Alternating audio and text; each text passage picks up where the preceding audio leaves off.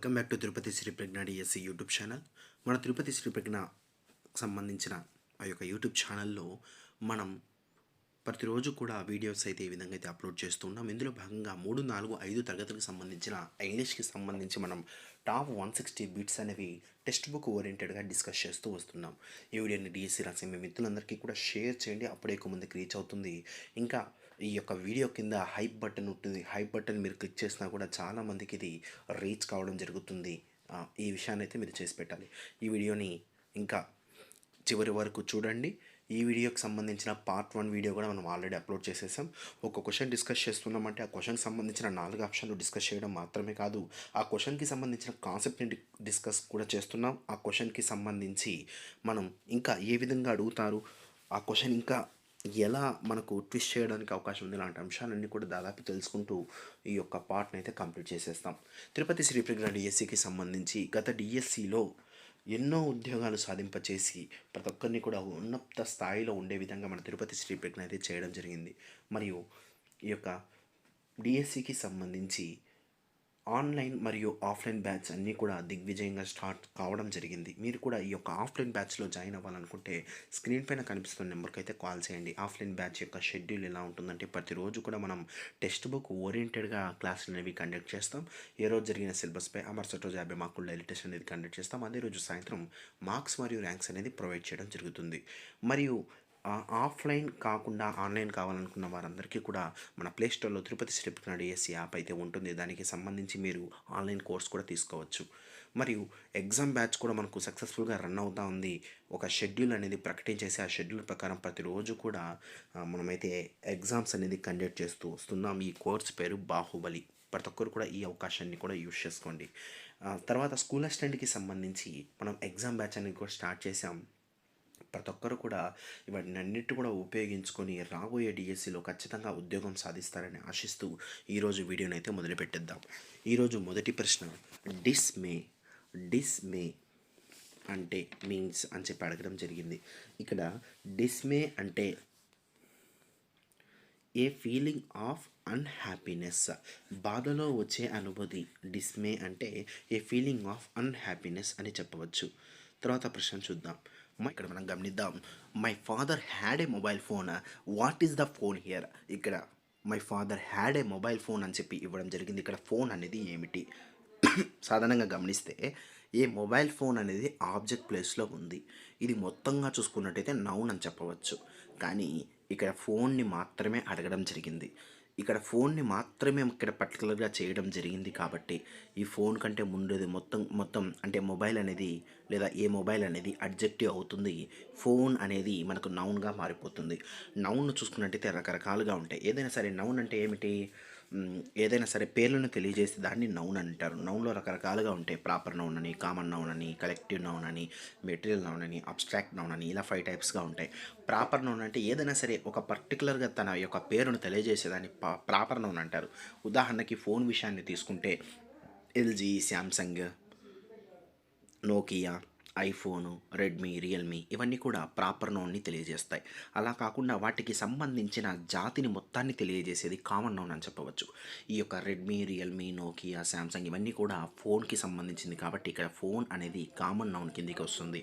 Material noun అంటే ఏమిటంటే ఏదైనా సరే మెటీరియల్ని తెలియజేసేది. గోల్డ్, ఐరన్, సిల్వర్ ఇవన్నీ కూడా మెటీరియల్ నౌన్ కిందికి వస్తుంది. దీనికి సరైన సమాధానం ఆప్షన్ 3 అని చెప్పవచ్చు. తర్వాత ప్రశ్న చూద్దాం. Find out the statement. ఈ కింది ఉన్న వాటిలో స్టేట్మెంట్ని మీరు ఫైండ్ అవుట్ చేయండి అని చెప్పి అడగడం జరిగింది. ఆప్షన్స్ అయితే ఇవ్వడం జరిగింది. సాధారణంగా సెంటెన్సెస్ చూసుకున్నట్టయితే దాని యొక్క మీనింగ్ ఆధారంగా, దాని యొక్క ఫంక్షన్ ఆధారంగా డిఫరెంట్ టైమ్స్గా డివైడ్ చేయడం జరిగింది. ఉదాహరణకి చూసుకుందాం. సెంటెన్స్ దాని యొక్క స్ట్రక్చర్ ఆధారంగా చూసుకున్నట్లయితే 3 రకాలుగా ఉంటుంది. Simple, compound, complex. సెంటెన్స్ దాని యొక్క మీనింగ్ ఆధారంగా 4 రకాలుగా ఉంటుంది. Assertive sentence, imperative sentence, interrogative sentence మరియు ఎక్స్క్లామేటరీ సెంటెన్స్ అని చెప్పి.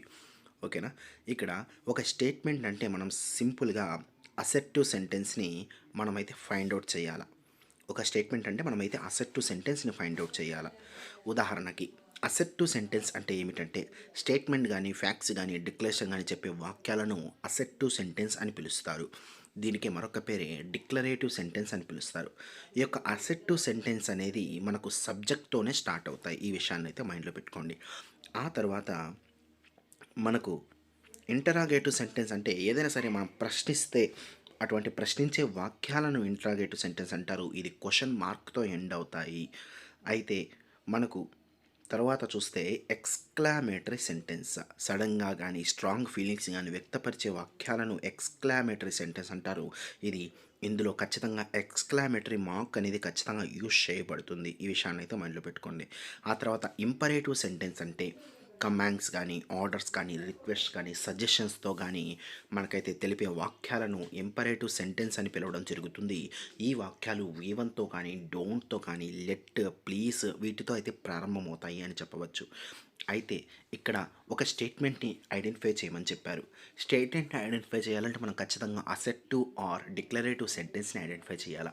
అసెర్టివ్ ఆర్ డిక్లరేటివ్ సెంటెన్స్ అనేది ఎలా ఉంటుందంటే ఒక ఫుల్ స్టాప్‌తో ఎండ్ అవుతుంది. స్టార్టింగ్ విత్ సబ్జెక్ట్‌తో స్టార్ట్ కావడం జరుగుతుంది. ఇక్కడ ఉండే ఆప్షన్స్‌లో మొదటిది హెల్పింగ్ వర్బ్‌తో స్టార్ట్ కావడం జరిగింది కాబట్టి ఇది తప్పు. సెకండ్‌ది కూడా హెల్పింగ్ వర్బ్‌తో స్టార్ట్ కావడం జరిగింది. మూడోది కూడా హెల్పింగ్ వర్బ్‌తో స్టార్ట్ కావడం జరిగింది. ఫోర్త్‌ది మాత్రం ఇక్కడ మనకు సబ్జెక్ట్‌తో స్టార్ట్ కావడం జరిగింది కాబట్టి ఇది సరైన సమాధానం అని చెప్పవచ్చు. ఇంకా సింపుల్‌గా మనం ఆలోచించగలిగితే ఈ 3 కూడా క్వెషన్ మార్క్స్‌తో ఉన్నాయి. కేవలం నాలుగోది మాత్రమే ఈ యొక్క ఫుల్ స్టాప్‌తో ఎండ్ అయింది కాబట్టి నాలుగవది ఆన్సర్ అని చెప్పవచ్చు. తర్వాత ప్రశ్న చూద్దాం. What is the collective noun from the given below? ఇక్కడ కిందున్న వాటిలో కలెక్టివ్ నౌన్ని ఐడెంటిఫై చేయమన్నాడు. కలెక్టివ్ నౌన్ అంటే ఏమిటి? దీనికి సంబంధించిన ఇన్ఫర్మేషన్ మనం ఇప్పుడే చెప్పుకున్నాం. నౌన్ అంటే పేర్లను తెలియజేసేదాన్ని నౌన్ అని పిలుస్తారు. నౌన్లో మనకైతే సాధారణంగా 5 రకాలుగా ఉంటాయి. Proper noun, common noun, collective noun, ఇంకా అబ్స్ట్రాక్ట్ నౌన్, మెటీరియల్ నౌన్ ఇలా 5 రకాలుగా ఉంటాయి. అందులో భాగంగా కలెక్టివ్ నౌన్ అంటే ఏమిటో మనమైతే తెలుసుకోవాలి. అప్పుడే దీనికి సంబంధించిన ఆన్సర్ అయితే చేస్తాం. The noun which denotes the names of groups of animals కానీ, గ్రూప్స్ ఆఫ్ పీపుల్స్ కానీ, కలెక్షన్ ఆఫ్ థింగ్స్ కానీ వీటినన్నింటినీ కూడా మనమైతే కలెక్టివ్ నౌన్స్ అని పిలుస్తాం. అంటే కొన్ని అంశాలకు సంబంధించి ఒక పేరు పెడితే అదే కలెక్టివ్ నౌన్ అని చెప్పవచ్చు. అందులో భాగంగా మొదటిది చూద్దాం. రమణ అనేది ఒక ప్రాపర్ నౌన్. ఒక పర్టికులర్గా ఒక మనిషికి చెప్పే నౌన్ కాబట్టి రమణ అనేది ప్రాపర్ నౌన్ కిందికి వస్తుంది. బంచ్ అనేది కొన్ని అంశాలు కలిస్తే మనం పెట్టే పేరే బంచ్ అని చెప్తాం. ఉదాహరణకి బంచ్ ఆఫ్ కీస్, కీస్ యొక్క గుత్తిని మనమైతే బంచ్ అని పిలుస్తాం. బనానాకు సంబంధించిన గెలను మనం బంచ్ అని పిలవడం జరుగుతుంది. ఈ విధంగా ఇది ఒక కలెక్టివ్ నౌన్ అని చెప్పొచ్చు. మూడవది ఐరన్ అనేది మనకైతే మెటీరియల్ నౌన్ కిందికి వస్తుంది. తర్వాత ప్రశ్న చూద్దాం. What a beautiful scene it is. ఇక్కడ ఎక్స్క్లామేటరీ మార్క్ అనేది వస్తుంది, గుర్తుపెట్టుకోండి. మనం ఇప్పుడే చెప్పుకున్నాం సెంటెన్సెస్ 4 రకాలు. అసెర్టివ్ సెంటెన్స్, దీనికి డిక్లరేటివ్ సెంటెన్స్ అని పేరు. ఇంటరాగేటివ్ సెంటెన్స్, ఎక్స్క్లామేటరీ సెంటెన్స్, ఇలా మనకు సెంటెన్స్ అనేది 4 రకాలుగా ఉంటుంది. ఇంపరేటివ్ సెంటెన్స్ అని కూడా. దాని పరంగా బేస్ చేసుకున్నట్లయితే ఇందులో ఇచ్చినటువంటి ఆ యొక్క సెంటెన్స్ అనేది ఎటువంటి సెంటెన్స్ అని చెప్పి మనకు అడగడం జరిగింది. చూద్దాం. ఇక్కడ దీనికి ఆన్సర్ చూసుకున్నట్టయితే ఇది ఒక ఎక్స్క్లామేటరీ సెంటెన్స్ అని చెప్పవచ్చు. ఎక్స్క్లామేటరీ సెంటెన్స్ ఏం చెప్తుంది? సడన్గా కానీ, స్ట్రాంగ్ ఫీలింగ్స్లను కానీ వ్యక్తపరచడానికి ఉపయోగించే వాక్యాలను ఎక్స్క్లామేటరీ సెంటెన్స్ అంటారు. ఈ వాక్యాలలో మనకు కనిపించే ఆ యొక్క ఇంటర్జంక్షన్స్ అంటే లింకర్స్ ఏముంటాయి అంటే వాట్ కానీ, హౌ కానీ, వావ్ అని కానీ, హెల్లో, హుర్రే, అల్లాస్, బ్రేవో ఇలా మనకైతే ఆ యొక్క ఇంటర్జెక్షన్స్ అనేది ఉండడం జరుగుతుంది. అంటే ఆశ్చర్యార్థకాలు అనేది ఖచ్చితంగా అయితే ఉండడం జరుగుతుంది. సాధారణ స్థానంలో ఆప్షన్ 3 ఎక్స్క్లామేటరీ సెంటెన్స్ అని చెప్పవచ్చు. తర్వాత ప్రశ్న I shall I shall go go I shall go to movie I shall go to movie అని చెప్పి అడగడం జరిగింది. ఇక్కడ షెల్ గో అనేది ఎటువంటిది అని చెప్పి మనకైతే క్వశ్చన్ అనేది ఫ్రేమ్ కావడం జరిగింది. దీన్ని బట్టి ఆన్సర్ అయితే చూద్దాం. మనకైతే వర్బ్ అయితే కొన్ని రకాలుగా మనకైతే డివైడ్ చేయడం అని చెప్పింది డిస్కస్ చేసాం. అందులో భాగంగా మనకు వర్బ్ పరంగా చూసుకున్నట్లయితే 2 రకాలుగా ఉంటుంది. అదే ఒకటి ఫైనైట్ వర్బ్, రెండవది non finite verb. Finite verb అంటే ఏమిటి? ఫైనైట్ వర్బ్ అంటే the verb with tense is known as finite verb.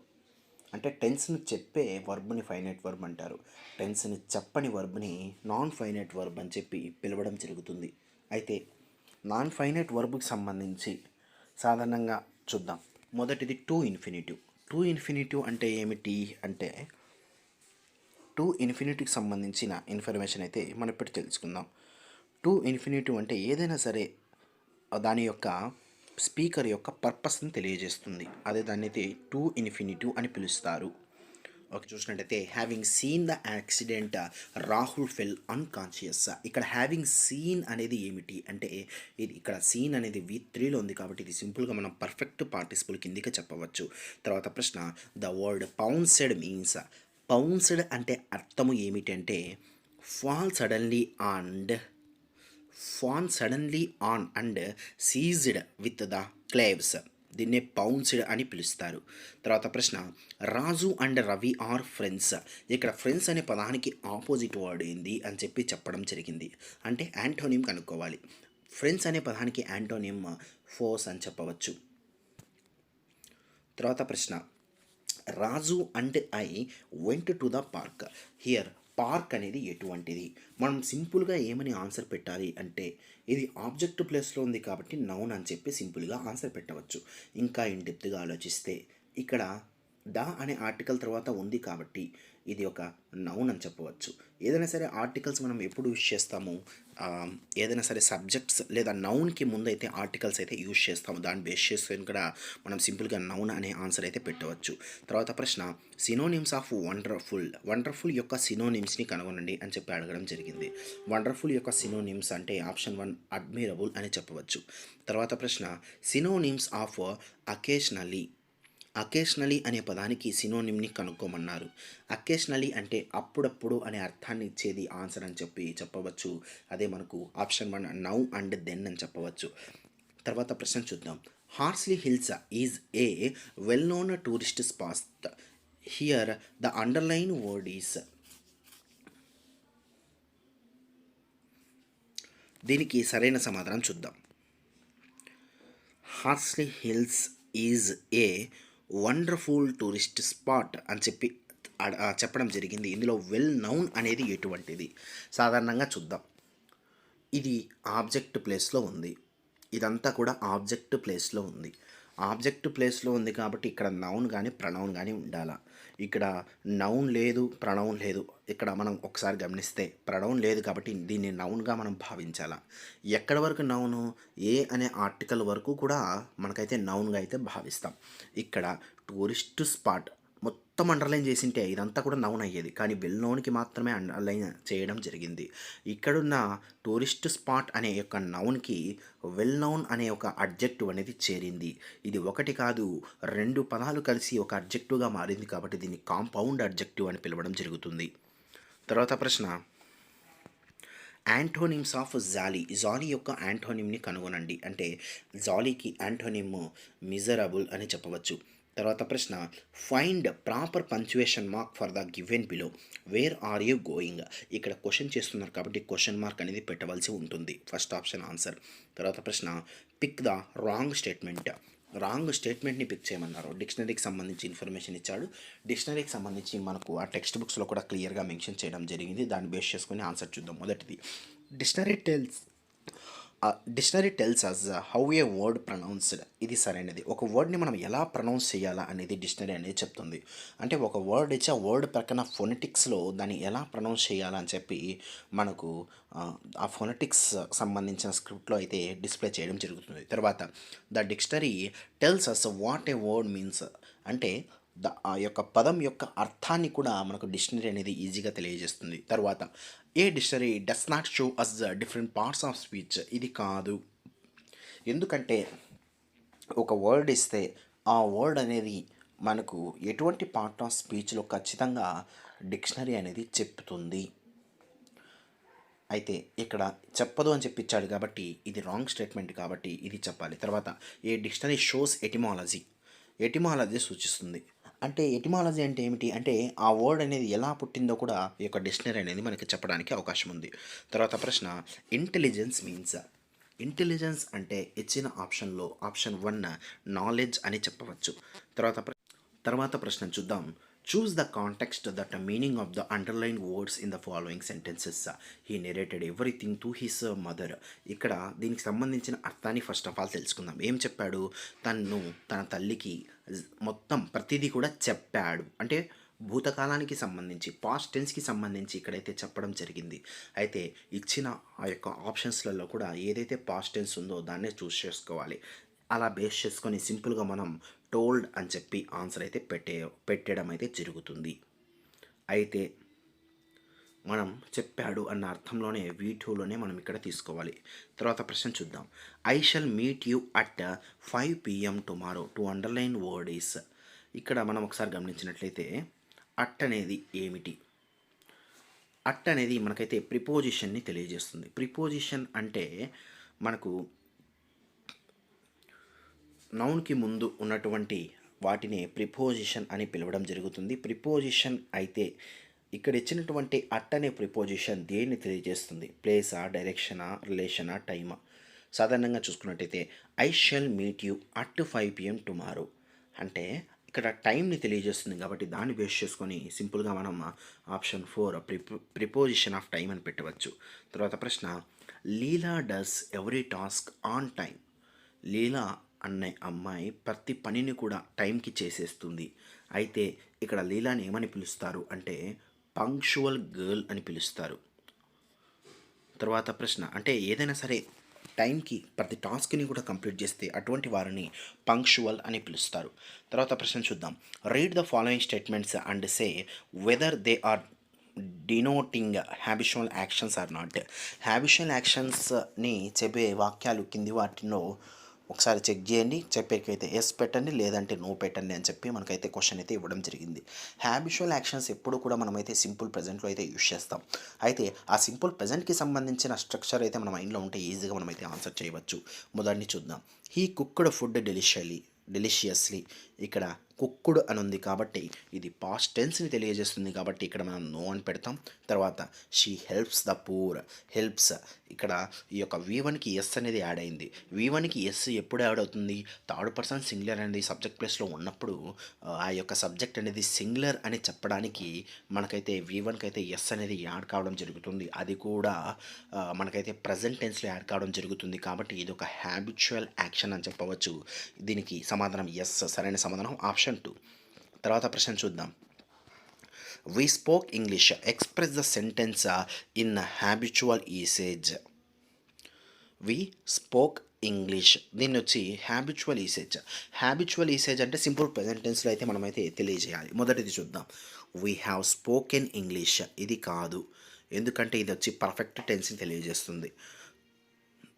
తర్వాత వీఆర్ స్పీకింగ్ ఇంగ్లీష్. ఇది కూడా కాదు, ఎందుకంటే ఈ స్ట్రక్చర్ని మనం గమనిస్తే కంటిన్యూస్ టెన్స్ని తెలియజేస్తుంది.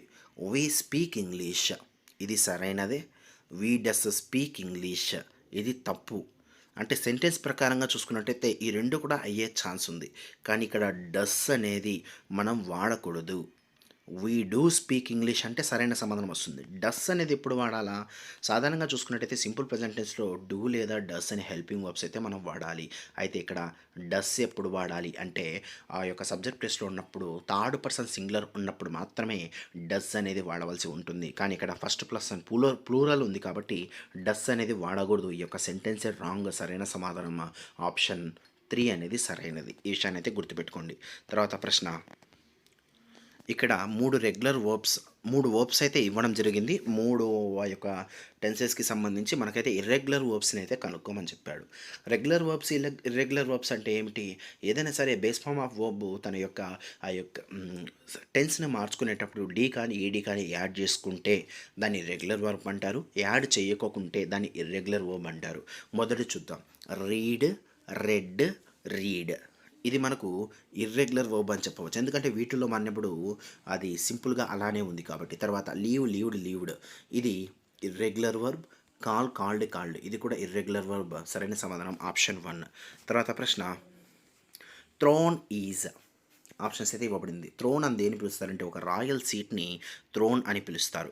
తర్వాత ప్రశ్న, present continuous is also called. Present continuous టెన్స్ని ఏమని పిలుస్తారు? ప్రజెంట్ కంటిన్యూస్ అంటే ప్రస్తుతం జరుగుతూ ఉన్న పనులను ఏమని పిలుస్తారు? ఆప్షన్స్ అయితే ఇవ్వబడ్డాయి. మొదటిది సింపుల్ టెన్స్ కాదు, ప్రోగ్రెసివ్ టెన్స్ అని పిలుస్తారు. ప్రోగ్రెసివ్ అంటే జరుగుతూ ఉంది అన్న అర్థంలో దీన్ని అయితే వాడడం జరుగుతుంది. తర్వాత ప్రశ్న, synonyms of success are. Successor సంబంధించి సినోనిమ్ని కనుక్కోమన్నారు. దీనికి సరైన సమాధానం హెయిర్. తర్వాత ప్రశ్న, choose the appropriate opposite word of మోర్టల్కి సంబంధించి ఆపోజిట్ వర్డ్ని కనుక్కోమన్నాడు. మోర్టల్ అన్నప్పుడు దీనికి ఆపోజిట్ వర్డ్ ఇమ్మోర్టల్గా రావడం జరుగుతుంది. తర్వాత ప్రశ్న, ఈ will get the first rank, underline word express. ఇక్కడ విల్కి సంబంధించి అడగడం జరిగింది. విల్ అంటేనే మనమైతే ఫ్యూచర్ అని గుర్తుపెట్టుకోవాలి, కానీ అది ఫ్యూచర్ ప్రోగ్రెసివా, ఫ్యూచర్ సింపులా, ఫ్యూచర్ కంటిన్యూసా, ఫ్యూచర్ పర్ఫెక్టా అంటే మనకు ఇక్కడ ఉన్నటువంటి స్ట్రక్చర్స్ అయితే మనం గుర్తుపెట్టుకోవాలి. ఫ్యూచర్కి సంబంధించి సింపుల్లో ఎలా ఉంటుందంటే, ఫ్యూచర్ ప్రజెంట్లో ఎలా ఉంటుందంటే సబ్జెక్టు ప్లస్ విల్ లేదా shall plus V1 plus object ఉంటుంది. కంటిన్యూస్ అంటే will be or shall be V ing form plus objective ఉంటుంది. పర్ఫెక్ట్ అంటే will have or shall have V3 plus objective. అదే మనకు కంటిన్యూస్ సెన్స్ అయితే will have been or shall have been V ing form plus objective ఉంటుంది.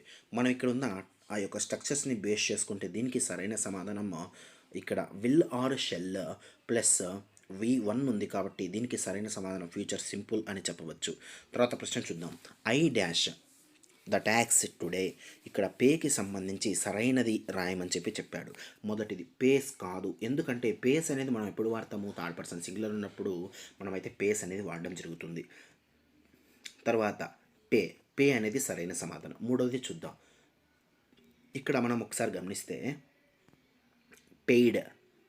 Paid అనేది ఎప్పుడు వాడతాము, గతంలో జరిగిన పని గురించి పెయిడ్ అనేది వాడతాము. ఇది ఈరోజే జరిగింది కాబట్టి మనం పే అనే ఆన్సర్తో వాడేయచ్చు. తర్వాత డస్ ప్లే ఎప్పుడు వస్తుంది, ఖచ్చితంగా మనకైతే థర్డ్ పర్సన్ సింగులర్ ఉన్నప్పుడు మనకైతే పేస్ అని రాయాలి. కానీ మనం హెల్పింగ్ వర్బ్ అనేది యూజ్ చేసినప్పుడు ఆ హెల్పింగ్ వర్బ్ కాస్త థర్డ్ పర్సన్ సింగులర్ ఉన్నప్పుడు డజ్ అని రాస్తాం. డజ్ అని రాసిన తర్వాత ఆ యొక్క డజ్లో ఎస్ ఉంది కాబట్టి V1 ఫామ్లో V1 మాత్రమే రాస్తాం, ఎస్ రాకుండా. ఓకేనా? అలా కాకుండా మనకు డూ పే అని ఉందనుకోండి, అప్పుడు ఇది కూడా సరైన సమాధానం వస్తుంది.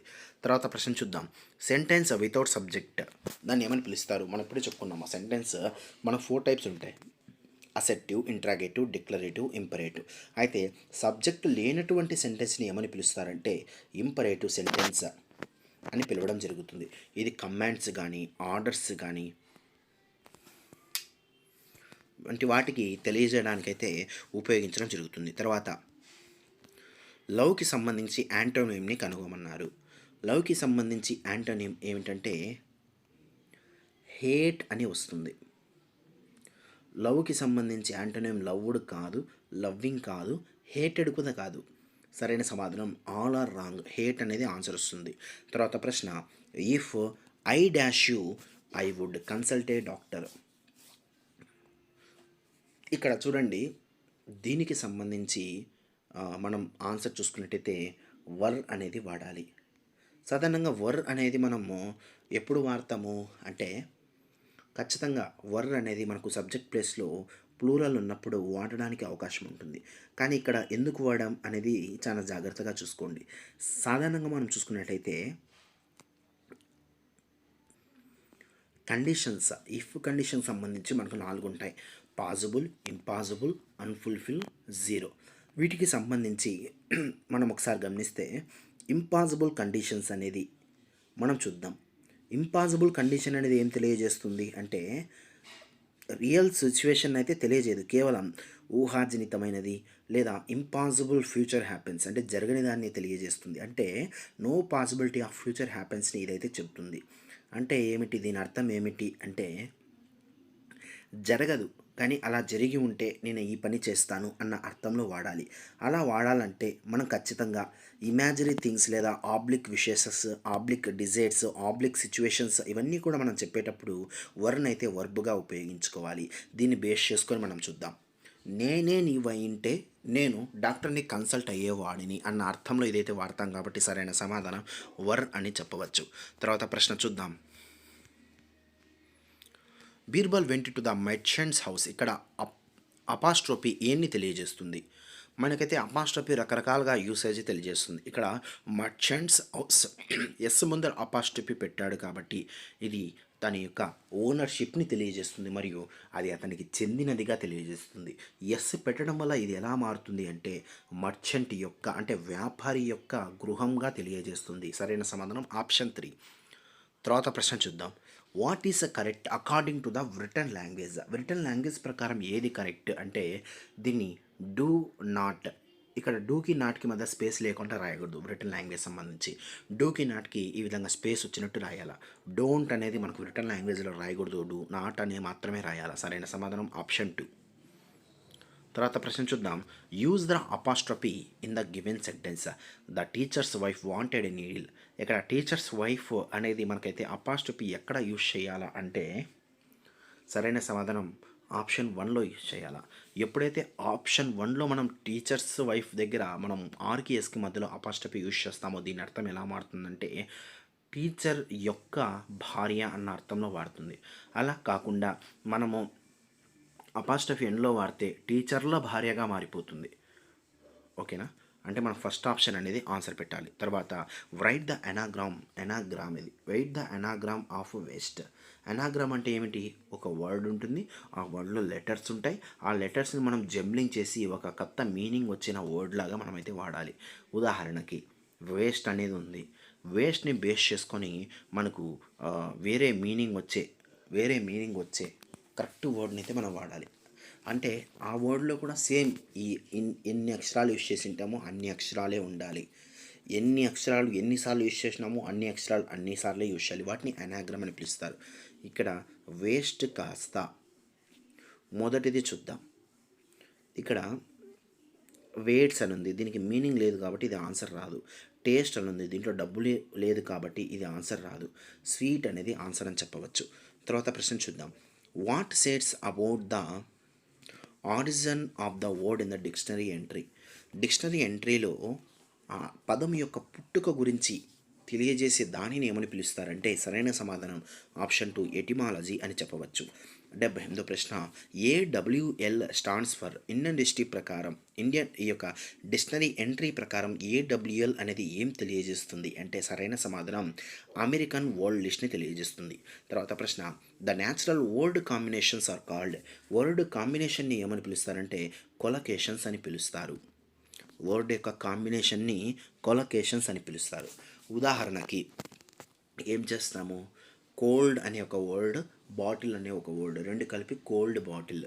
బ్లాక్ అనే వర్డ్, కాఫీ ఒక వర్డ్, బ్లాక్ కాఫీ. ఈ విధంగా బెడ్ ఒక వర్డ్, రూమ్ ఒక వర్డ్, బెడ్రూమ్. వీటిని కొలకేషన్స్ అంటారు. మొబైల్ ఒక వర్డ్, ఫోన్ ఒక వర్డ్, మొబైల్ ఫోన్. ఇంకా మనం చాలా ఉంటాయి. బ్యాక్ ఒక వర్డ్, డోర్ ఒక వర్డ్, బ్యాక్ డోర్. తర్వాత ప్రశ్న చూద్దాం. Let us go to dash to see watch the stars. స్టార్స్ని చూడాలంటే మనం ఎక్కడికి వెళ్ళాలా? అప్స్టైర్స్కి వెళ్ళాలా? ఆన్ అంటే కాదు, అపాన్ ద స్టేట్స్ కాదు, అప్స్టైర్స్ అని పిలవాలా. సరైన సమాధానం ఆప్షన్ 1. ఇది ఈరోజు సంబంధించి తర్వాత వీడియోలో మళ్ళీ కలుద్దాం. Thank you.